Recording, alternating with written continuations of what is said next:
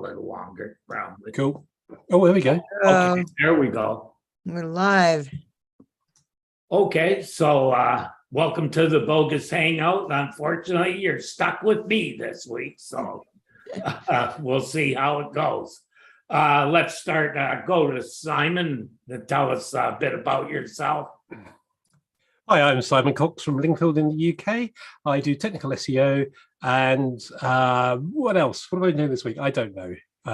Been busy. It's very cold this week in the UK, so I've been lighting log fires quite a lot. Been chopping wood. It's been good fun. Got nothing to do with SEO, but there we go. You're gonna need it.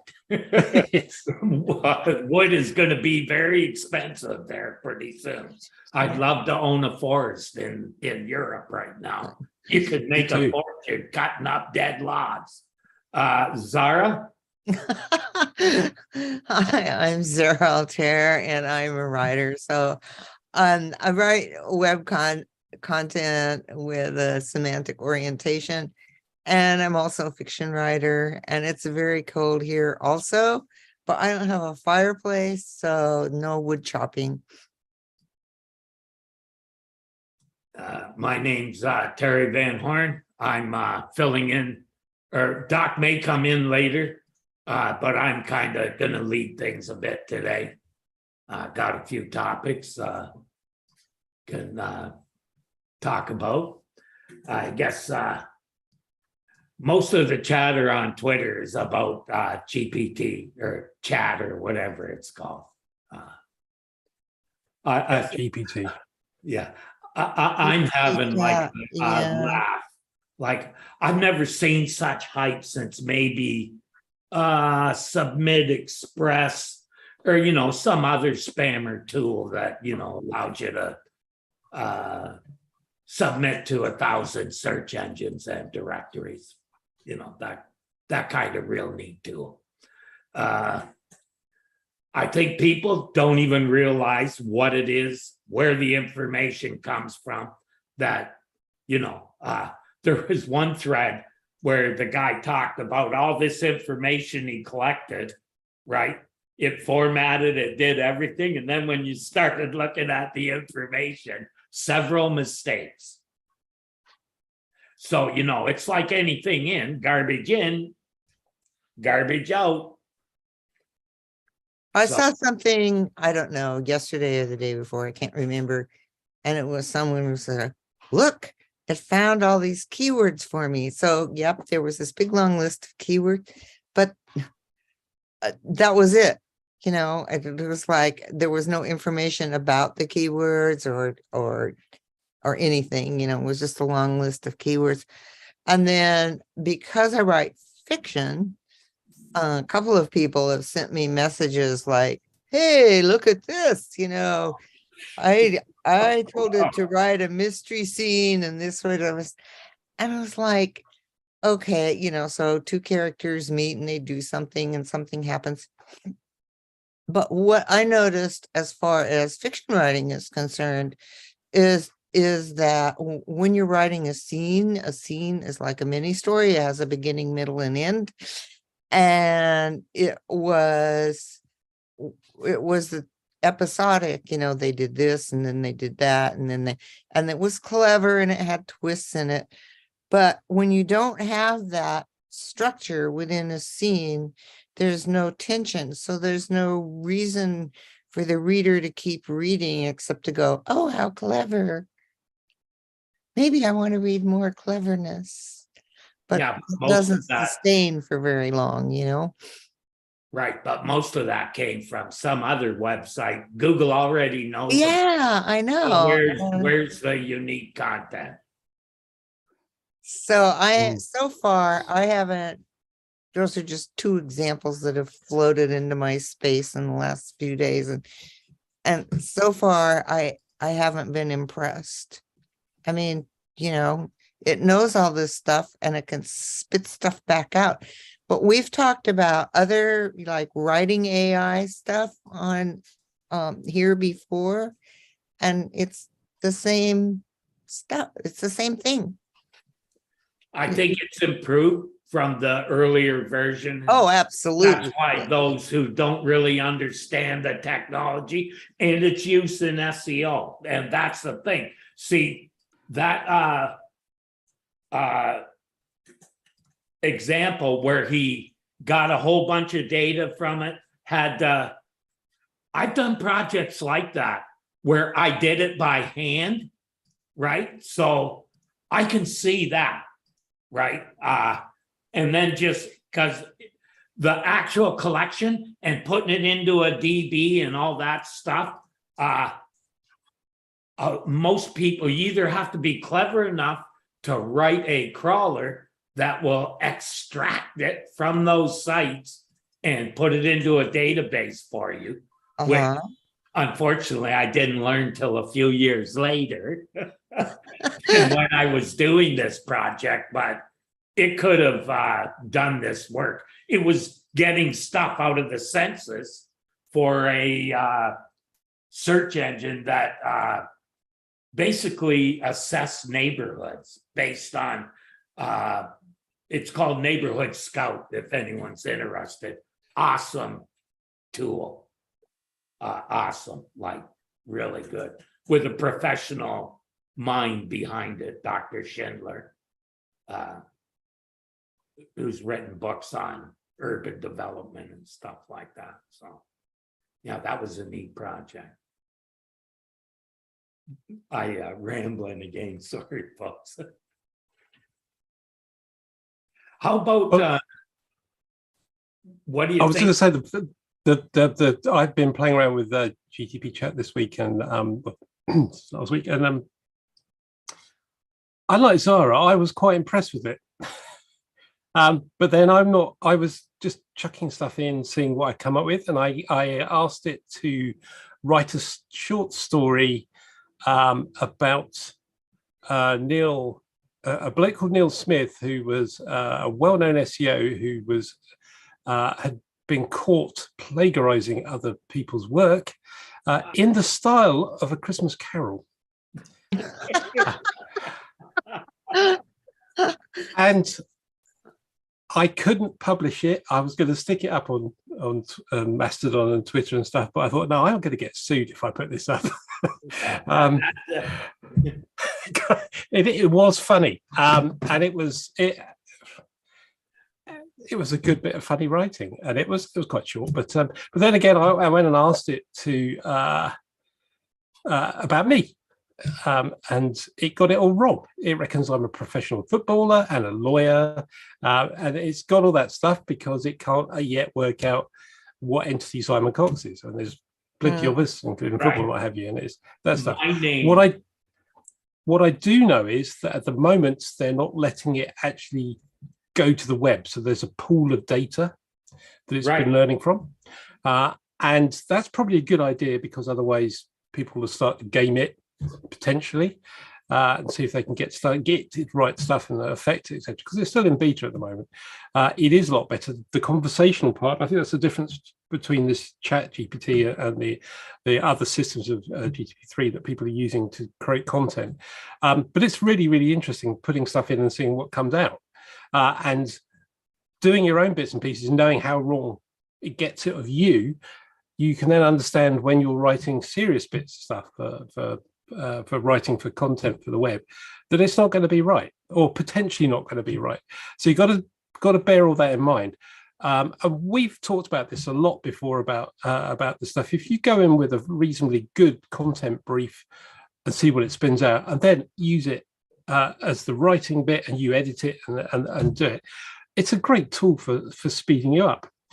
My biggest worry, though, is the two of the main people behind it are Elon Musk and Peter Thiel.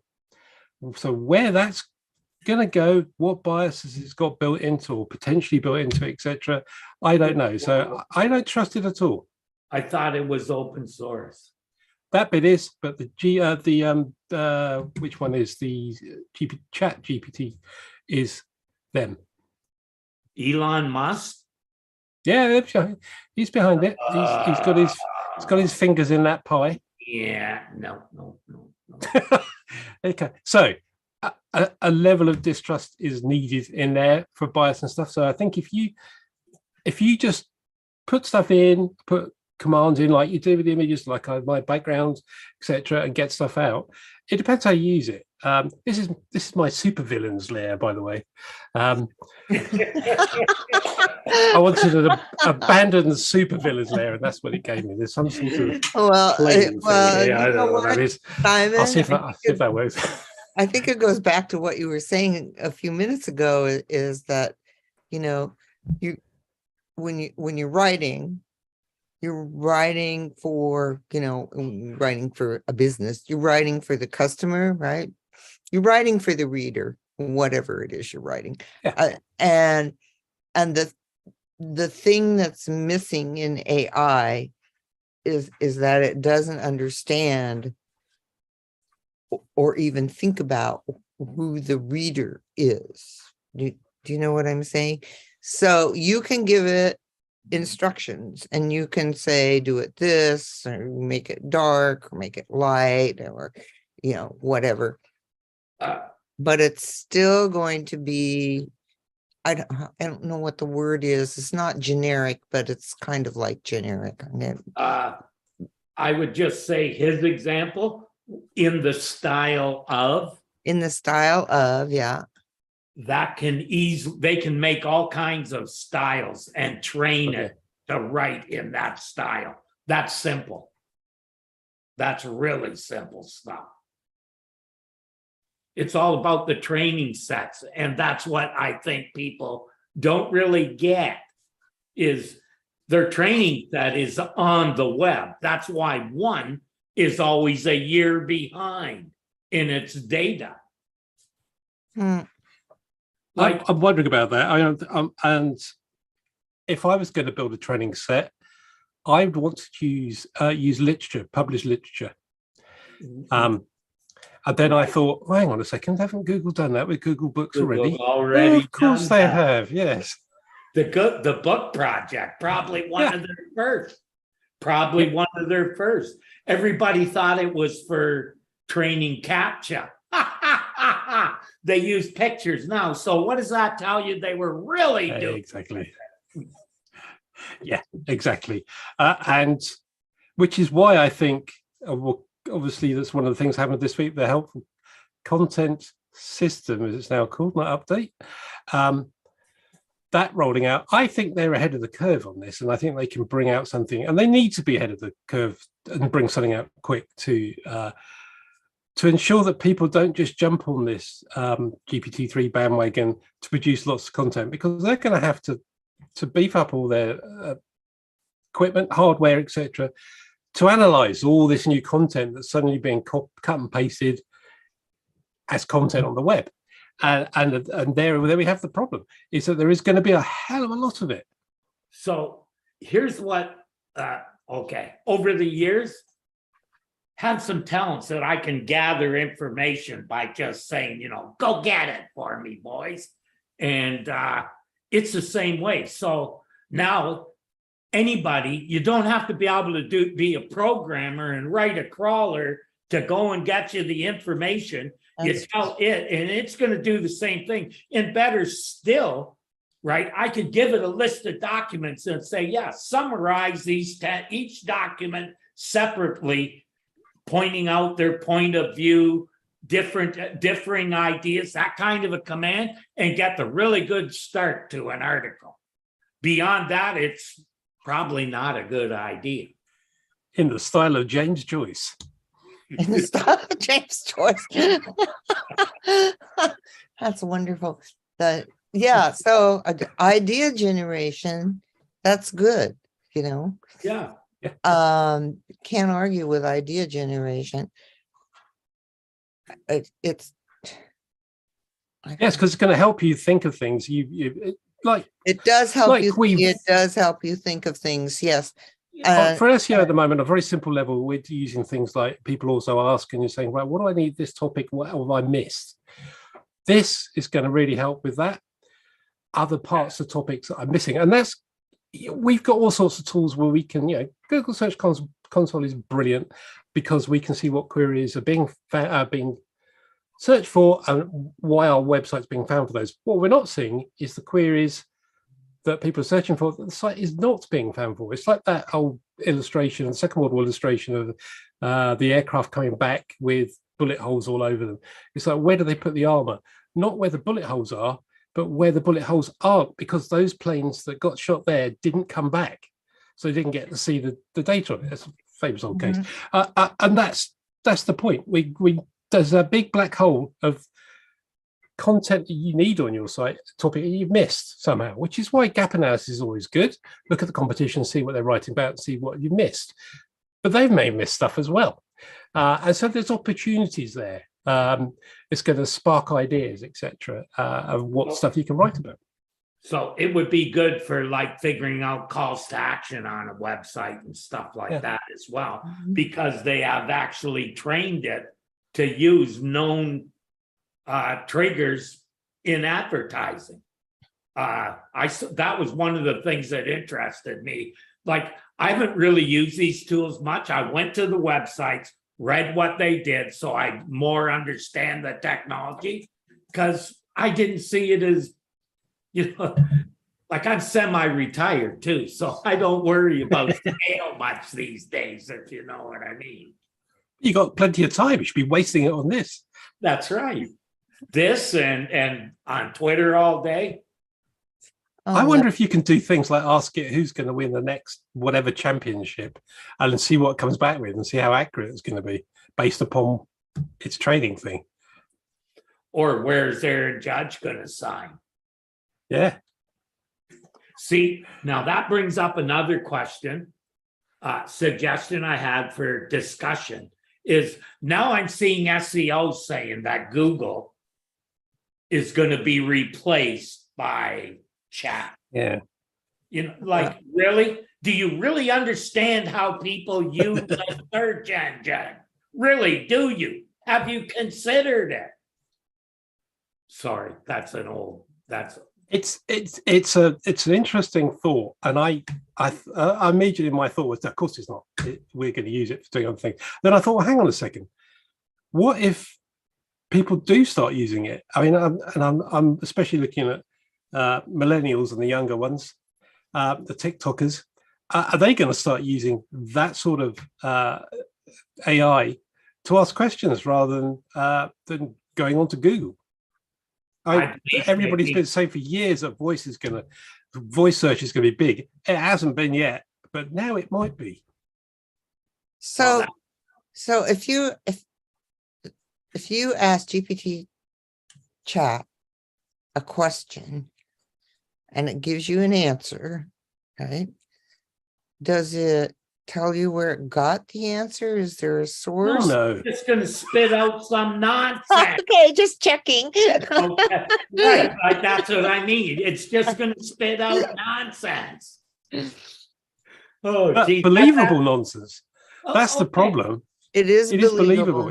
It's well written. That is the it's very eloquent, and yeah, it's believable. And that's the problem. That people are copy and pasting that and not fact checking. It's mechanical. Really that big. Writing. I'm sorry, it seems mechanical to me. The writing isn't how a person speaks. Oh, I disagree. Oh, okay. Oh yeah, no, it does. It does how people speak really well, I think. Not the way I do. Nobody speaks the way you do, Terry. That's just me murdering the English language. And I think there's been a huge amount of social media chat, both on, especially Twitter, but on Mastodon as well, about this week because of this chat GPT.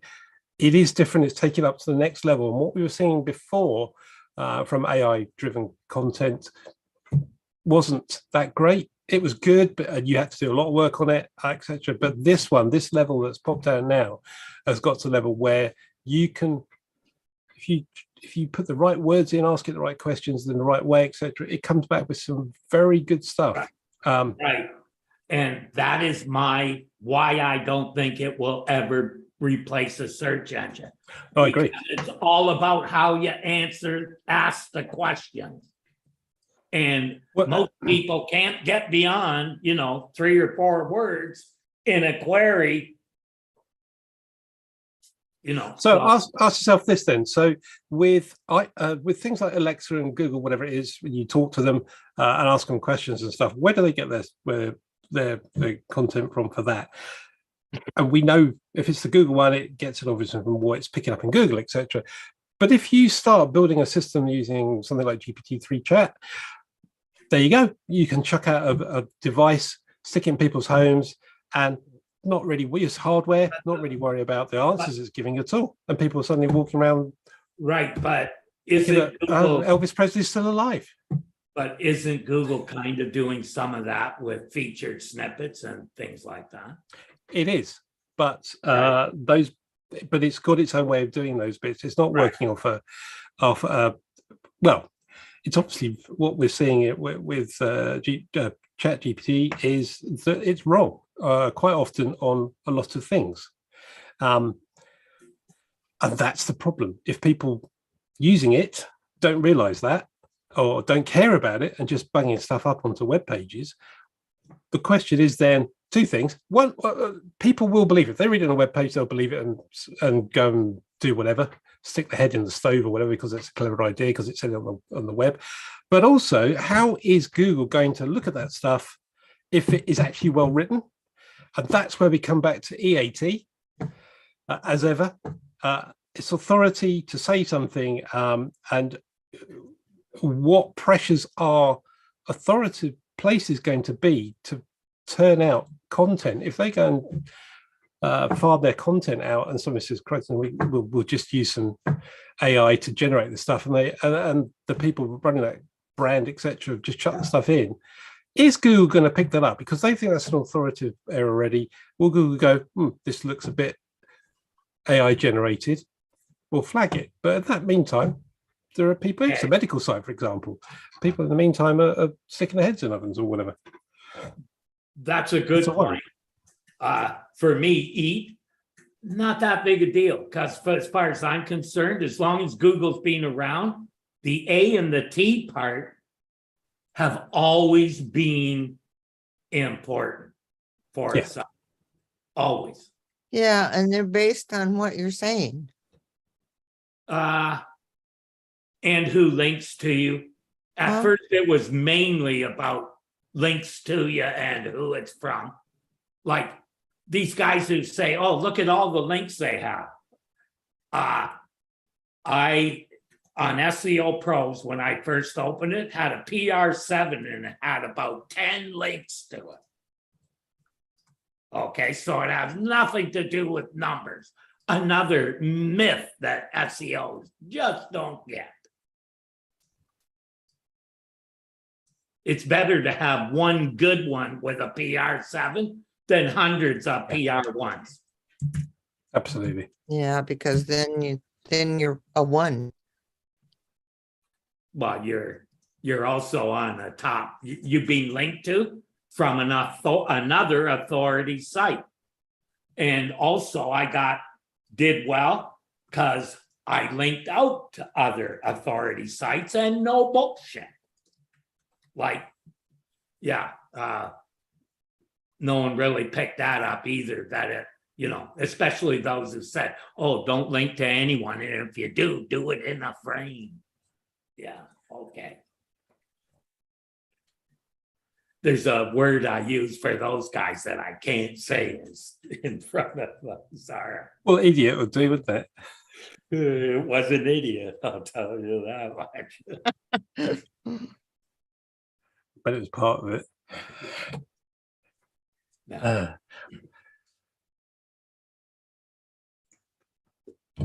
See. Well, that's the other thing about creating content. If you're linking, I mean, how does GPT chat know what to link to? It both Doesn't link internally to and anything. externally. It doesn't care about links. I Yeah, wonder how it even crawls the web if it might, It doesn't.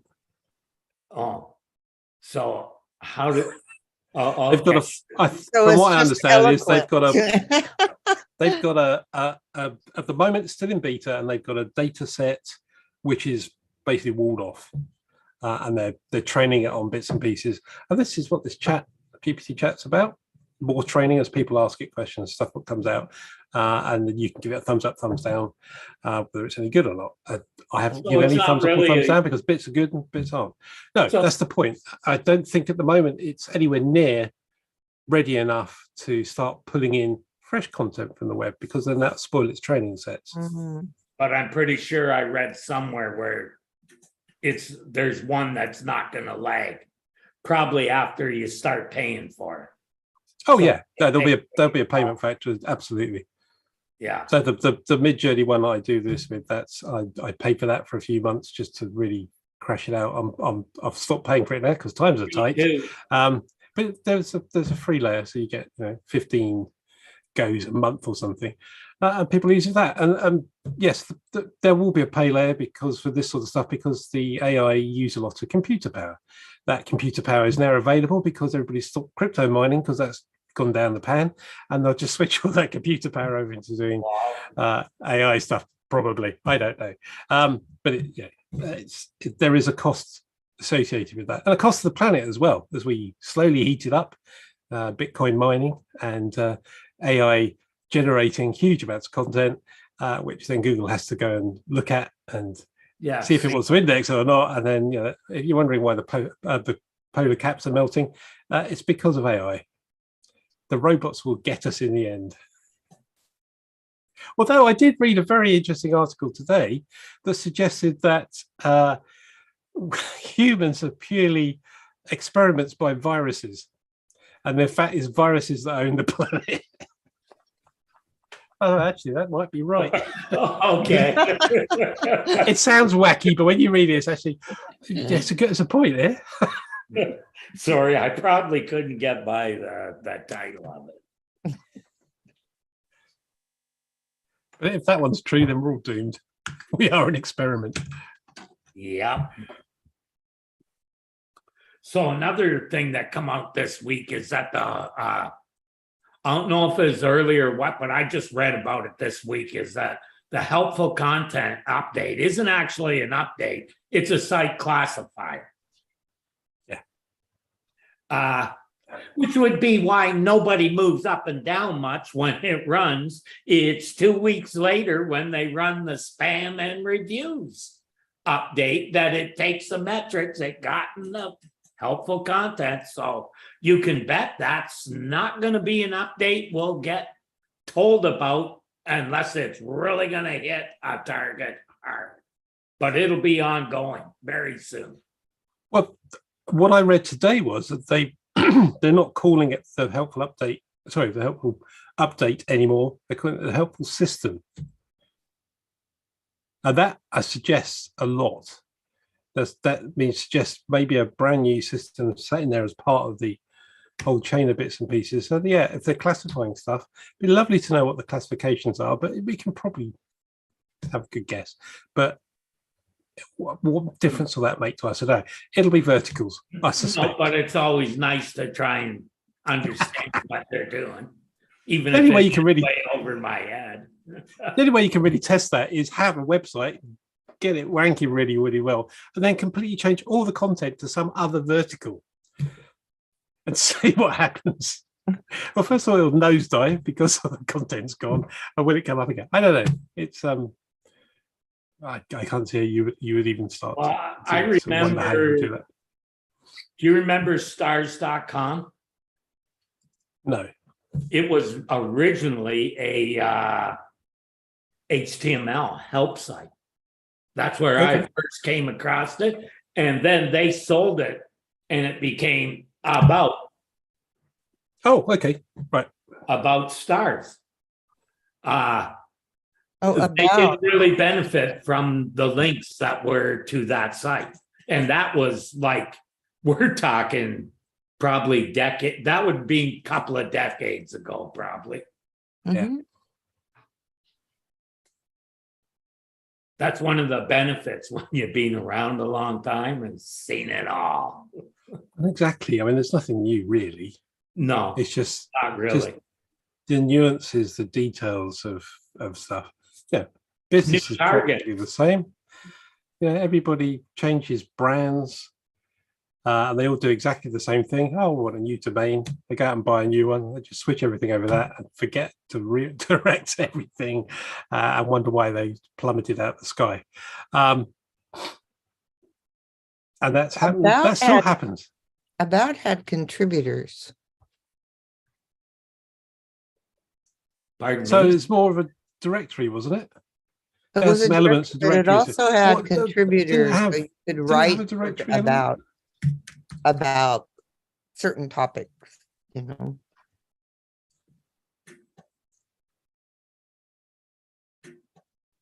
Was a long time ago. That was a long time ago. Oh, like eons ago. Like, I think you're remember right. It's a using that couple of when decades. Yeah. when I was didn't even have my own domain yet. When did you get your first own domain, Terry? Oh, the first one I bought I couldn't really use because a newspaper in town tried suing everybody. The first domain I bought was online Toronto with a hyphen, and the Toronto Star was sending everybody who had the word Toronto in their domain name cease and desist orders. Oh my gosh. And actually took someone to court that I actually submitted some stuff they used about how they were doing it partly for search engines to lock up traffic from them because nobody else would have the word Toronto in their name. And then they lost because you can't copyright a city or town or something like that. But it was, yeah, they got a lot of money out of the newspaper, which he was a buddy of mine. So I was happy about that. And the lawyer gave me free advice for a number of years. I've only ever had one domain where I've had trouble with it and got some threatening phone calls. Not we're going to shoot your kneecaps off, more of a lawyery type threatening stuff. Yeah. I own a domain name that is it is f1club.com, and Bernie Eccleston's lot rang me up, said you can't have that. I sort of had it for years, and I actually had it before the F1 lot put together. The F1 management actually existed. Right. So I told them where to go, and they did. I still got it. I got it because I was a member of a very small club called the F1 Club, and they had a magazine that came out, a little A4 paper one every month, and we used to knock up this magazine and send it out to the members. And we sponsored a Formula 3 driver for a couple of years and stuff like that. It was great. But yeah, I still own that. I haven't touched it for about 15 years, I think. I got ones like that. Well, .com still isn't even online. I use online toronto.net for where I do some hosting and stuff. Well, I've got bags of, I don't know how many domain names I've got all sorts of silly things just sitting there, and I have a few that's just I test stuff on, which is really, really useful. Now I'm seriously considering just building out a site full of AI generated content just to test it and see what happens. It's like the canary, stick it out there and see what happens. You could do it the old how we used to check info seat, like lay it all like every bad thing I could think of, I'd put it into it, submit it, it'd tell me what I did wrong, and I'd go back and keep adjusting it until it passed. That's as cowboy as I got, and that was probably using lots of words in the image alts, which weren't that bad. It was only where I use them in back when you had to use an image to hold a width, just putting text into it wouldn't do it. You remember those good old days? Yes. I do miss building layouts with tables. That was an art to that. Oh, yeah. Little shiv, How about when one there was pixel the, transparent GIFs and then set them the right size. So you got, but cutting up a design to fit in a table wasn't easy. But when you got it right, it went perfectly. the old browser offset? Remember? But I actually was there at the forefront of the let's get rid of table design and bring in CSS and make the web better. And it's I'm glad we are where we are. But I did have fun in those days. Yeah. That was the first any kind of community I was in was HTML Writers Guild. And only because that was the only place where you could actually get good information about building. I was a member of that. Yeah. I was a member of that, but you can still look through the going. archives. It's hwg.org now. Yeah, Hog became a group. I think they were called IE something or other. And then they actually got search engines and browsers and others involved, and that became the W3C. But it started basically with Hog starting to charge for membership, and those people were in that group, almost like a governing body. Those are that's why, when people talk badly about what we were doing back then, it really bothers me, because we were doing stuff that was like a year or two before unimaginable. Yeah, absolutely. It was all pioneering stuff. For sure. Pioneered before. But I always pioneers. But it was before people didn't even really promote websites much, because there was no custom unless you were promoting porn or some sports sites were pretty good too, but it was mainly just porn. Like my first job was with a porn company. They asked me to cloak. I said no, but I'll show you how you can promote on it. And they got some. The analogy I like to use is it's like the old Wild West. Yeah. And us pioneers out trapping a few beaver and saying hi to the local natives and what have you. And then the gold rush happened, the .com bubble in 2000. They went pop and all the gold went. And then this huge population came into the web afterwards. And we're sitting there going, well, it's not the same exploring this new land as it used to be. It's all been paved over now. And it's all gone very, very commercial. It has had that feeling to it. And I can understand the old explorers of the Wild West getting a bit fed up with things and just going into the Rockies and hiding away, because it's all changed. There wasn't, it was good. There weren't 10,000 pretenders writing all kinds of stuff. You figured it out yourself, because there weren't a lot of people talking about it. And it was a pretty closed group, those that did talk about it. Yeah.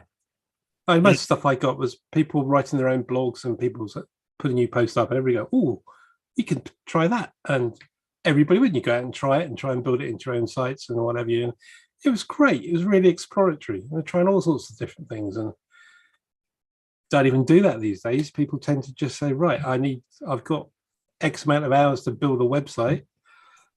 I'll just grab a theme, bung some new images in, off we go. And it's lost that nice edge to it. Parts of it. There's still those elements around. If you know where to look.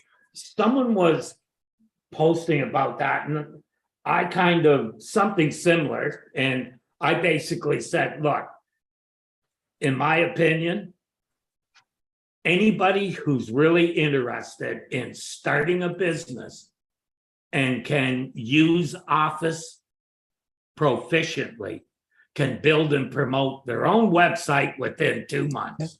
And you could do it with very little instruction.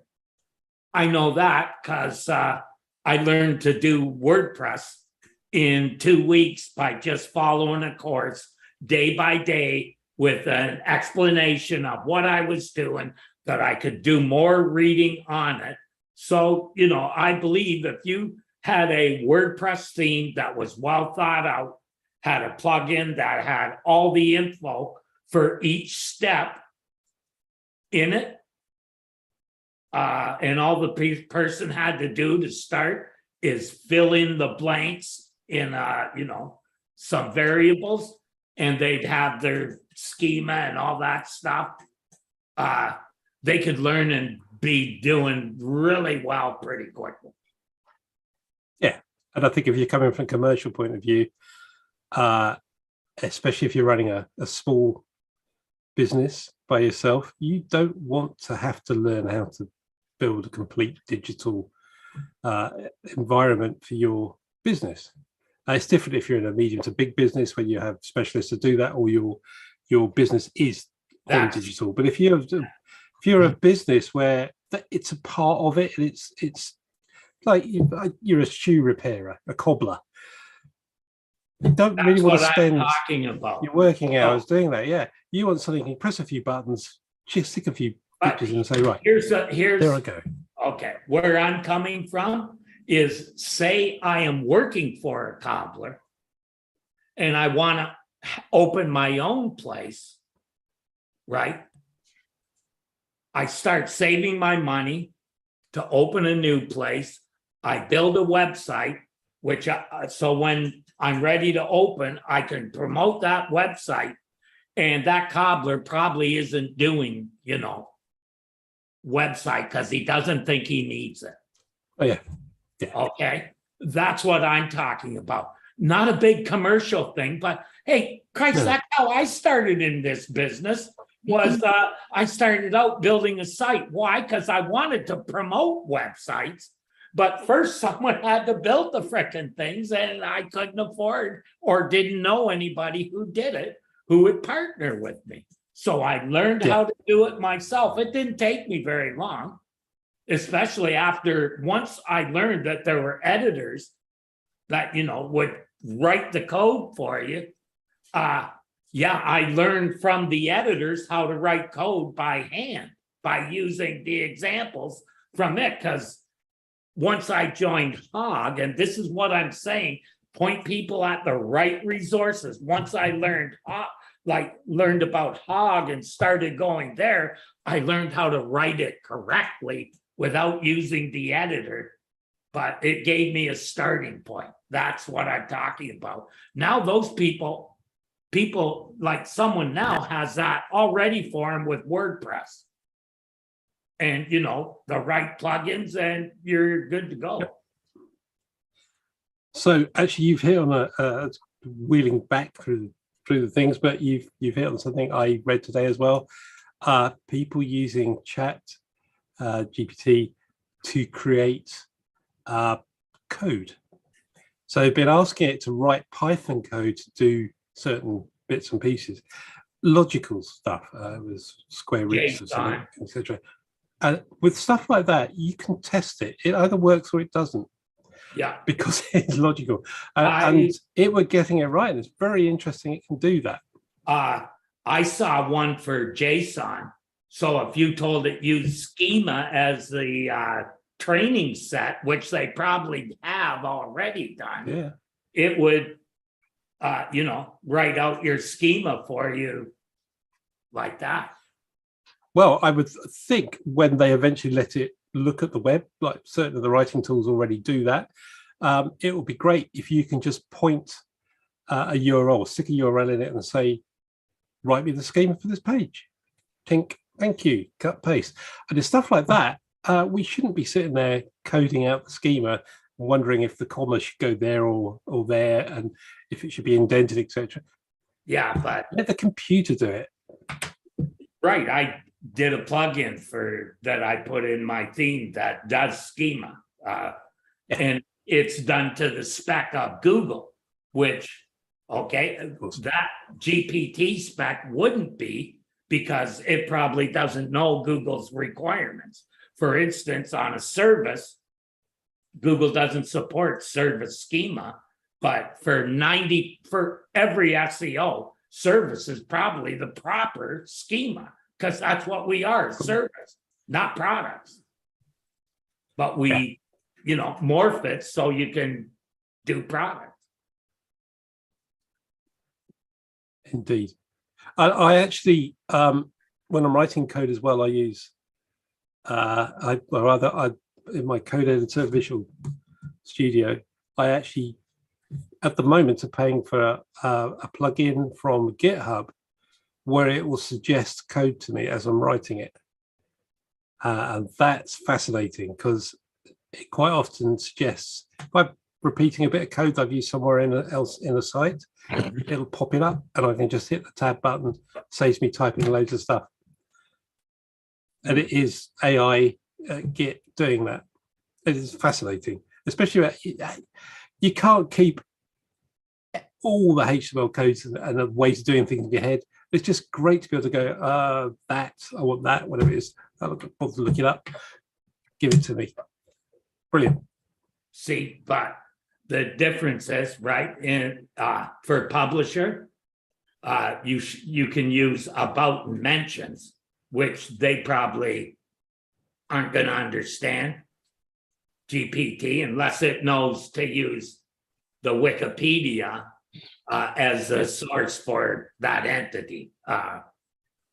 Just saying. I think the analogy then. So, building a website. If you go into GPT-3 and say, build me a website or code me up a website in the style of Newsweek, it's the same as going in and saying, write me a long story about Zara's adventures in literature in the style of Charles Dickens. It's exactly the same thing. If you go in and say, what's the meta tag for link rel me, and it pops it up, great, that's what I want. You've got to know what you're doing, and that's the same as editing content. So editing code will be the same thing. So you don't have to memorize everything. You don't want to memorize everything you write. Every time you remember something, you're pushing something nice out of your head. Yeah. Google is my best some friend. scenes already. Yeah. I go to Google for everything. Google or WordPress whenever I'm coding. That's how we should I don't trust my memory anymore. So old HTML tags that I kind of remember, I have to go back and check. Just my memory's just shot. That's just reminded me. I've been planning for about a year to build a small site in HTML 3.1 just for the hell of it. I have no idea what I'm going to do it on yet. I just want to build one that validates in 3.1 and see how terrible it is. I can actually show you one. Teeth World of Design. I've probably got one around somewhere. I haven't changed the site since it was before 2000. So it's original, like as original as you get. I've made a few small edits, but if you open it in a phone, you can't read the font because it's so small from the inline fonts that we use that a phone doesn't understand because the HTML version is too old. Well, you say that. I've got on disk somewhere, I don't know where I dig it out. I have the first WAP site that I built back in 97, 96, 97, 98. So I can't remember exactly when, maybe it was 99. But yeah, a WAP site. And I don't know if there's any phones left that will show you a WAP page anymore. I've not heard anybody actually talk about WAP since, well, probably this century. Oh. Yeah, that's like the web, what was it called? Web TV. Oh, yeah. That's another one. Oh, my. Talk about, if someone said, can you build me a site for web TV? You haven't got enough money, sir. Thank you.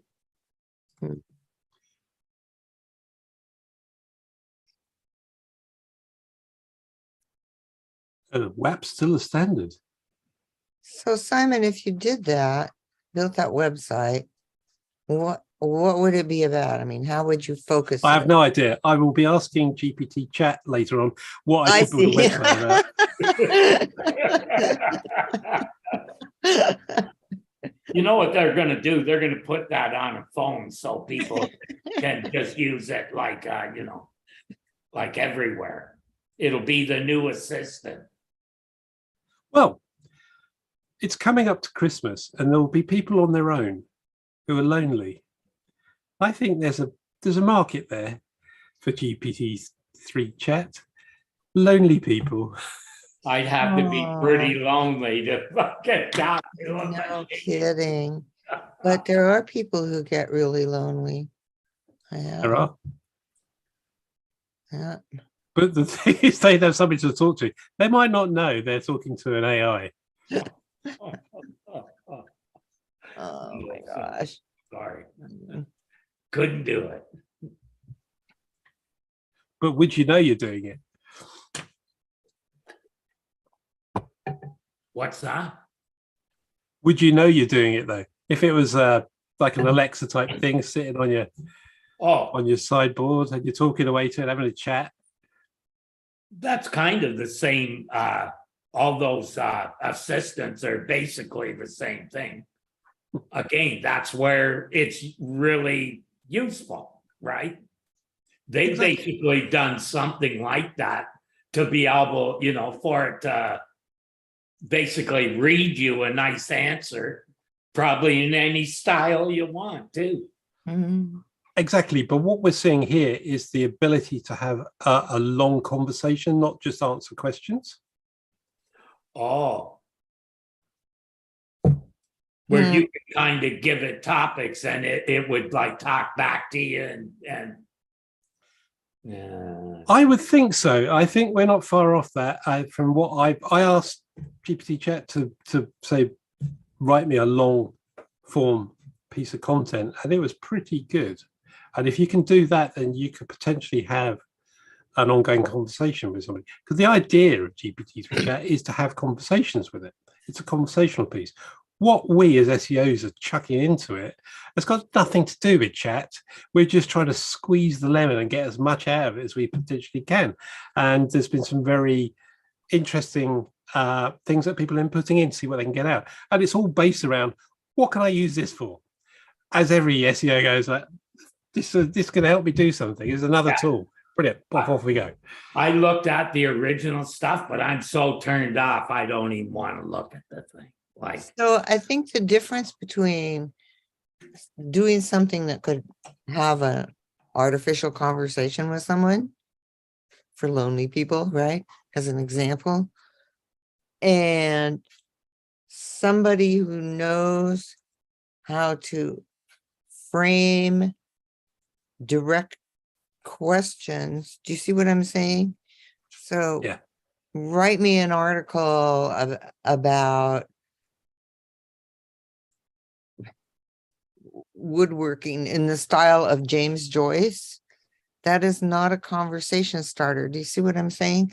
So that's an experiment, and experiments are fun to do, but that is not why people in general have conversations. That may be why certain people have conversations, but that is not the general, I'm so lonely, I just want to talk to somebody conversation starter. And how do you make that jump from, it's like unorganized Boolean logic to a conversation? Do you know what I'm saying? Well, yes. The first thing that struck me as being where this could be very, very useful is on-site chat functions. Now, we've all been and used those site functions where you have a chat. Right. It's got a nice picture of somebody, and you think you're chatting to a person, but then you very quickly realize it's got a list of things you can ask it. And if it's outside of that or it's structured wrong, it comes back to, I don't understand what's wrong with your pillow. And whatever. Yeah. But as soon as those chat functions, what happens is it gets to the point where it'll chuck it over to a live person. But if you can cut a bit of that out and give most people what they want through an AI thing, where you've got a trained set of stuff that will deal with your products and your website, etc., that's much more conversational and just doesn't come back with crappy answers, but comes out, because we all had that experience where you've had terrible answers come back and think you just give up. But if it's almost human-like, the answers that's coming back stuff, if it doesn't answer the question, then they can then put it off to a real person to actually answer the person's problems. But for most applications on websites for chat, you've got a captured audience. You know roughly what they're going to ask because they come to your website for a reason. There's an intent going on there. Right. It's probably support, or they're probably going to talk about your products, ask questions about them, etc., etc. Can I use this pillow to block my broken window up? Would be a question that nobody would ever ask a pillow company, but somebody might. And the GPT chat might come in or AI chat would come in and say, that's a novel idea. Somebody did that once in 1873. It stopped a bullet or something. Yeah, you don't know what's going to come up with, but it could be something which is a commercial use of stuff like that. But yeah, I mean, it's not going to be the same as talking to a real person, and people will always get to that point where they need to speak to a real person. For me, it's usually after the second question when I realise that I'm talking to a bot and it's rubbish. I try and trick it as much as possible to get through to a real person. Yeah. The words like agent, representative, agent. Yeah. Right. So I'm still thinking about the lonely people, because I do think that something like that would help. Because even though it's artificial, they feel heard, to feel heard, because there's absolutely. So you get a robot vacuum, put some fur on it, make it talk to you. Oh, yeah. Cleans your floor, keeps you happy. Never mind the flying cars we were promised years ago. I want an AI robot that talks back to me and cleans the floor at the same time. Yeah, absolutely. Clean the floor first, then talk back to me. That's when I get alone and when my wife's finally given up with me and left, pushed me out. That's what I want as I get in my dotage. Yeah, so it's that time again, folks. It's coming up on the hour. I guess we're going to sign off now. Doc's in the room waiting for us to sign it off. So see y'all next week at 2:00, same place, same station. Bye for now. Bye.